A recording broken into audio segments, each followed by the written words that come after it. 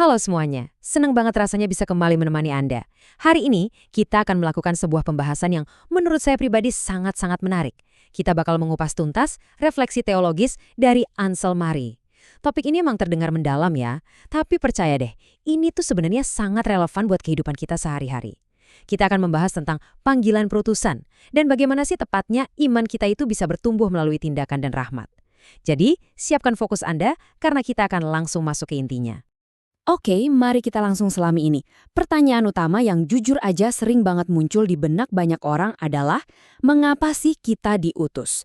Secara filosofis nih, kalau keselamatan yang dibawa oleh Kristus itu sudah sempurna, sudah tuntas 100%, kenapa peran aktif kita sebagai manusia masih aja diperlukan? Bukannya semuanya udah beres dikerjakan dari atas? Nah, ini tuh pertanyaan inti yang benar-benar fundamental. Dan justru inilah yang bakal kita jawab lewat ulasan ringkas kita hari ini. Bagian pertama, mengapa kita semua diutus? Teks ini menjelaskan bahwa jawabannya berakar pada fakta-fakta keimanan kita yang paling dasar. Dan ini dengan sangat brilian menggambarkan alur logisnya. Coba perhatikan urutannya. Pertama, Bapa mengutus Yesus Kristus ke dunia. Tujuannya jelas untuk memulihkan hubungan kita dengan Allah. Kedua, misi penebusan itu benar-benar telah tuntas disempurnakan olehnya. Tapi, nah ini dia, di langkah ketigalah kita semua masuk ke dalam cerita ini. Keselamatan yang gratis itu kan harus bisa menjangkau semua orang di mana aja. Kenyataannya, belum semua orang pernah dengar, apalagi paham panggilan itu. Makanya, gereja, dan kalau kita bicara gereja, itu artinya Anda dan saya, dipanggil untuk meneruskan estafet misi tersebut. Supaya apa? Supaya rahmat itu bisa diterima secara luas oleh siapapun. Bagian kedua, rahmat Allah dan keselamatan. Di sini kita melihat bahwa keselamatan itu benar-benar inisiatif murni dari Allah. Poin tadi tuh sekaligus ngejawab kenapa kehendak bebas kita tetap butuh yang namanya inisiatif dari Tuhan duluan. Gini, refleksi ini ngingetin kita kalau manusia itu sebenarnya punya kecenderungan yang lemah banget, gampang banget jatuh ke dalam dosa. Ibaratnya, kita tuh nggak punya tenaga yang cukup buat nyelamatin diri kita sendiri pakai kekuatan sendiri. Coba deh bayangin, ada anak kecil yang nggak bisa berenang terus tiba-tiba jatuh ke laut lepas. Sekuat apapun dia merontak, ngepak-ngepakin tangannya, berusaha bertahan hidup cuma pakai tenaganya sendiri, pada akhirnya laut pasti bakal menelannya, dia nggak mungkin bisa nyelamatin dirinya sendiri kan? Dia butuh satu tangan dari luar yang terulur buat narik dia keluar dari air. Nah, persis kayak gitulah kondisi kita yang terperangkap dosa. Kita nggak bisa keluar cuma modal niat atau tekad tanpa ada tangan Tuhan yang terulur. Dan tangan itu hadir secara nyata hari ini lewat rahmat-Nya yang bekerja melalui kehidupan Anda dan saya. Bagian ketiga, iman tanpa perbuatan adalah mati. Jadi, poin krusialnya adalah karena kita udah nerima tangan yang terulur tadi, harus ada dong respons balasan dari kita. Disinilah kita mulai menjembatani jarak antara teologi yang kadang terasa ngawang dengan tindakan nyata di dunia nyata. Surat Yakobus ngomongnya tegas banget. Iman tanpa perbuatan adalah mati, persis kayak tubuh tanpa roh itu mati. Tindakan nyata kita di dunia ini itu sama sekali bukan buat membeli keselamatan atau ngumpulin pahala biar selamat. Nggak gitu konsepnya. Tindakan kita itu adalah buah yang secara otomatis akan tumbuh kalau iman kita sejati. Iman yang murni itu nggak mungkin pasif. Dia pasti gerak, pasti melahirkan kasih. Kalau nggak kelihatan buahnya di keseharian kita, ya berarti imannya udah layu. Terus, kalau tindakan kasih itu beneran lahir dan kita praktekin, efek spiritualnya buat kita apa dong? Wah, perbuatan kita itu langsung jadi wujud partisipasi dalam misi Kristus. Dengan jalan bareng Kristus dan ngebiarin rohnya bekerja lewat tangan kita, sesuatu yang luar biasa terjadi. Kita nggak cuma lagi sekedar nolongin orang atau jadi orang baik aja, tapi kita secara personal ditarik makin dalam ke misteri keselamatan itu sendiri. Kasarnya, kita tuh lagi diajak kolaborasi dalam proyek besar penebusan dunia. Bagian keempat, 4 dimensi perutusan praktis.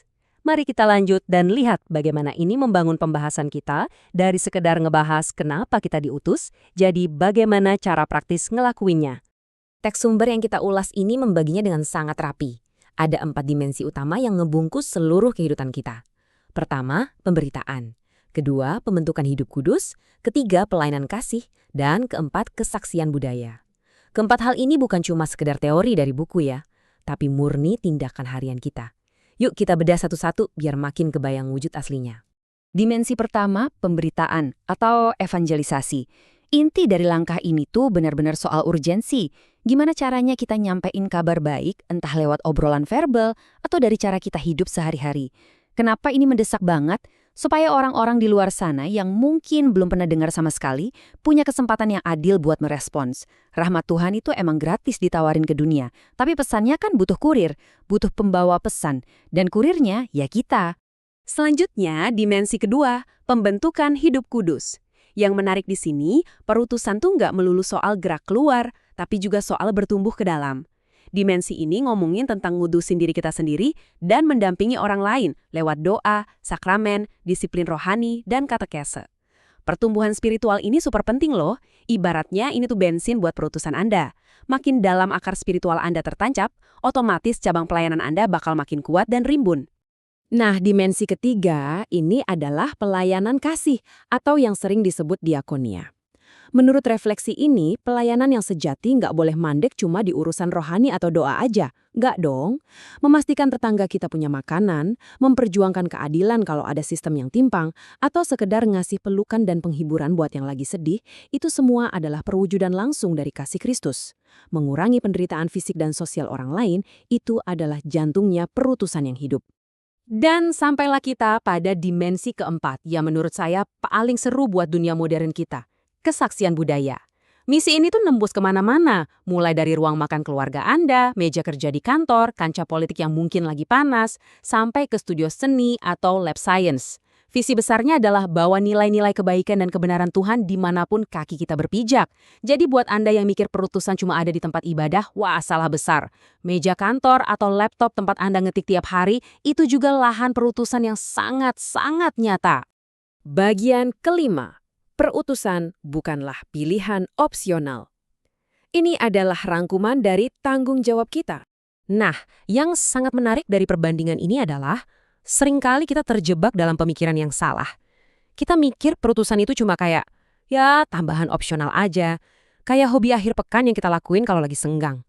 Padahal, alasan utama kita diutus murni karena Kristus lebih dulu diutus oleh Bapa. Begitu kita nerima keselamatan itu, otomatis kita nerima tongkat estafetnya juga. Realitas teologisnya adalah perutusan itu merupakan ekspresi hidup dari iman kita sendiri. Detak jantung iman yang udah diselamatkan itu nggak akan pernah bisa diam. Dia pasti akan terus berdegup dan diekspresikan secara dinamis ke sekelilingnya. Jadi, sebagai penutup, saya mau ninggalin satu pertanyaan provokatif buat Anda renungin. Bagaimana tindakan harian Anda mengekspresikan iman dan rahmat yang telah Anda terima? Mengingat 4 dimensi praktis yang baru aja kita obrolin, dari nyampain kabar baik, ngebangun hidup rohani, pelayanan kasih yang nyata, sampai bawa pengaruh baik di tempat kerja, apa nih satu langkah kecil yang bakal Anda lakuin besok pagi? Coba biarkan pertanyaan ini mengendap di pikiran Anda, tantang diri Anda buat ambil satu aksi nyata, dan rasain sendiri gimana tindakan kecil itu bakal bikin iman Anda jauh lebih hidup. Terima kasih udah mau meluangkan waktu dan fokus bareng di pembahasan ini. Terus semangat belajar, dan sampai jumpa di ulasan ringkas kita yang berikutnya.